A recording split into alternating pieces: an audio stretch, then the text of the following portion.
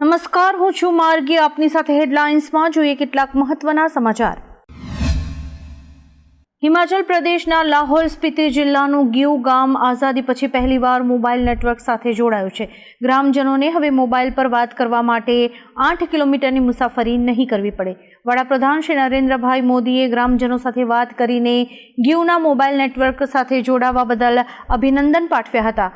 ગ્રામજનોએ કહ્યું કે અગાઉની સરકારોએ સરહદની નજીકના ગામડાઓને છેલ્લા ગામો ગણીને ત્યાંના લોકોને તેમના ભાગ્ય પર છોડી દીધા હતા, જ્યારે કે મોદી સરકારના રાજમાં તેમને મોબાઈલ નેટવર્ક પ્રાપ્ત થયું છે. 11 એપ્રિલે ઈદ પર રિલીઝ થયેલી ફિલ્મ બડે મિયાં છોટે મિયાં સુપર ફ્લોપ સાબિત થઈ છે. 350 કરોડના ખર્ચે બનેલી આ ફિલ્મ એક સપ્તાહમાં માત્ર 50 કરોડનું કલેક્શન કરી શકે છે. અક્ષય અને ટાઈગર ઉપરાંત આ ફિલ્મમાં સોનાક્ષી સિન્હા, પૃથ્વીરાજ સુકુમારન, માનુષી છિલ્લર અને અલાયા જેવા કલાકારો છે. અજય દેવગનની ફિલ્મ મેદાન પણ 11 એપ્રિલે રિલીઝ થઈ હતી અને આ ફિલ્મ પણ બોક્સ ઓફિસ પર કમાલ નથી કરી શકી. ઇઝરાયેલે ઈરાન પર મોટો હુમલો કર્યો છે. અમેરિકન મીડિયા અનુસાર ઈરાનના ઇસ્ફહાન એરપોર્ટ પાસે વિસ્ફોટનો અવાજ સંભળાયો હતો. ખાસ વાત એ છે કે ઇસ્ફહાનમાં જ એક ન્યુક્લિયર પ્લાન્ટ છે. હુમલા બાદ ઈરાને તેના એર સ્પેસમાં તમામ ફ્લાઇટ્સ પર પ્રતિબંધ લગાવી દીધો છે. ઈરાનના હુમલા બાદ ઇઝરાયેલે બદલો લેવાનું નક્કી કર્યું હતું, જો કે વિશ્વના તમામ મોટા દેશોએ ઇઝરાયેલને હુમલો નહીં કરવાની અપીલ કરી હતી. ઈરાનના સર્વોચ્ચ નેતા આયાતુલ્લા અલી ખામેનીના 85મા જન્મદિવસ પર ઇઝરાયેલે હુમલો કરીને જવાબી કાર્યવાહી કરી છે. ઇસ્ફહાનમાં વિસ્ફોટોના અવાજ વચ્ચે ઈરાને દાવો કર્યો છે કે ઇઝરાયેલે મિસાઇલ હુમલો નથી કર્યો. ઈરાનની ડિફેન્સ સિસ્ટમે ઇઝરાયેલના ડ્રોનને તોડી પાડ્યા હોવાનો ઈરાને દાવો કર્યો છે. આ સાથે જ તેમણે જણાવ્યું છે કે ઈરાનની ન્યુક્લિયર ફેસિલિટી સંપૂર્ણપણે સુરક્ષિત છે. આખા દેશના લોકોમાં ચૂંટણીનો મિજાજ જોવા મળી રહ્યો છે. આવા માહોલ વચ્ચે સમાચાર છે કે છત્તીસગઢના બીજાપુર જિલ્લામાં મતદાન મથકના 500 મીટરના અંતરે યુબીજીએલ સેલ બ્લાસ્ટની ઘટના બની હતી, જેમાં સીઆરપીએફ 196 બટાલિયનના સૈનિકો ઘાયલ થયા છે. ઘાયલ સૈનિકોને અત્યારે હોસ્પિટલમાં ખસેડાયા છે. મણિપુરમાં પણ મતદાનના દિવસે ફાયરિંગની ઘટના બની છે. બિષ્ણુપુર જિલ્લાના થમનપોકપીમાં એક મતદાન કેન્દ્ર પર ફાયરિંગ કરવામાં આવ્યું હતું. આ ઘટનામાં 3 લોકો ઘાયલ થયા છે. ઇમ્ફાલના થોંગજુમાં એક બૂથ પર ઈવીએમ તોડી દેવામાં આવ્યું છે. હિંસાને કારણે મતદાનની તારીખમાં ફેરફાર કરાતા અમુક બૂથ પર 26 એપ્રિલે મતદાન થશે. મણિપુરમાં ગયા વર્ષે 3 માર્ચથી હિંસા ચાલી રહી છે. બાબા વેંગા તેમની ભવિષ્યવાણીઓ માટે જાણીતા છે. તેમની અનેક ભવિષ્યવાણીઓ સાચી ઠરી છે. હવે જો તેમની ભવિષ્યવાણી સાચી ઠરી તો વિશ્વમાં હાહાકાર મચી જશે. તેમણે 2024માં યુદ્ધની ભવિષ્યવાણી કરી હતી. વિશ્વએ 2 વિશ્વયુદ્ધ જોયા છે. હવે 3જા વિશ્વયુદ્ધના ભણકાર વાગી રહ્યા છે. વિશ્વના દેશો યુક્રેન, રશિયા અને ઇઝરાયલ હમાસનું યુદ્ધ સમાપ્ત પણ નથી થયું, ત્યાં ઈરાને પણ હુમલા શરૂ કર્યા છે. આવામાં બાબાની આગાહી સાચી ઠરી તો શું થશે એવી ચર્ચાઓએ વેગ પકડ્યો છે. વાઇસ એડમિરલ દિનેશ ત્રિપાઠીને ભારતીય નૌકાદળના નવા વડા તરીકે નિયુક્ત કરવામાં આવ્યા છે. તે વર્તમાન નેવી ચીફ આર હરિકુમારનું સ્થાન લેશે. આર હરિકુમાર 30 એપ્રિલે નિવૃત્ત થઈ રહ્યા છે. એ જ દિવસથી દિનેશ ત્રિપાઠી ચાર્જ સંભાળશે. હાલમાં Dinesh Tripathi vice chief of naval staff છે. તેમની 39 વર્ષની લાંબી કારકિર્દીમાં તેમણે ભારતીય નૌકાદળના ઘણા મહત્વપૂર્ણ મિશન પર કામ કર્યું છે. ઇઝરાયેલે એકસાથે 3 દેશો પર હુમલો કર્યો છે. ઈરાન જ નહીં પણ ઇઝરાયેલે ઈરાક અને સિરિયાને પણ નિશાન બનાવીને હવાઈ હુમલો કર્યો છે. ખાસ કરીને ઈરાને ગત સપ્તાહે 13મી એપ્રિલે ઇઝરાયેલ પર જે ખતરનાક મિસાઇલ હુમલો કર્યો હતો, ત્યારબાદ એવી અટકળો શરૂ થઈ હતી કે ઇઝરાયેલ ચોક્કસપણે જવાબી કાર્યવાહી કરશે. જોકે ઇઝરાયેલે હજુ સુધી આ હુમલાઓ અંગે કોઈ સત્તાવાર સમર્થન નથી આપ્યું.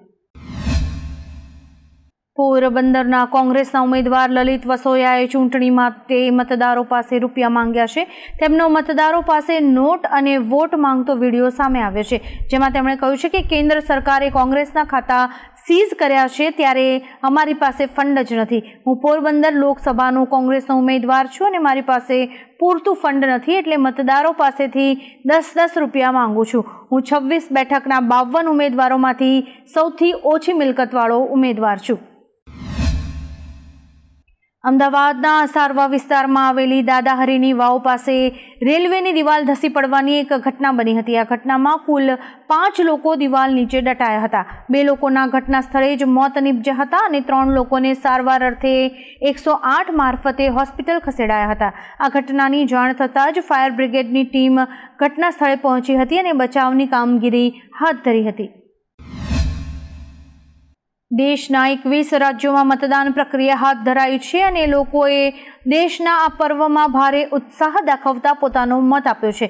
દેશના દિવ્યાંગ અને વૃદ્ધોને પણ મતદાન કરવા માટે મતદાન મથકે લાવવામાં આવ્યા હતા, જેમાં મહારાષ્ટ્રના નક્સલ પ્રભાવિત ગઢચિરોલીમાં નવા મતદારો, દિવ્યાંગો અને વૃદ્ધોને રથમાં બેસાડીને ઢોલ નગારા સાથે મતદાન મથક પર લવાયા હતા.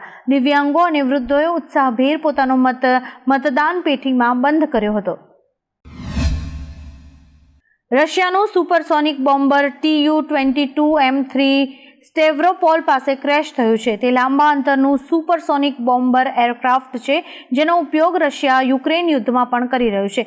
જોકે આ દુર્ઘટનાનું કારણ હજુ સુધી જાણી નથી શકાયું, જ્યારે કે યુક્રેને એવો દાવો કર્યો છે કે તેમણે આ વિમાન તોડી પાડ્યું છે.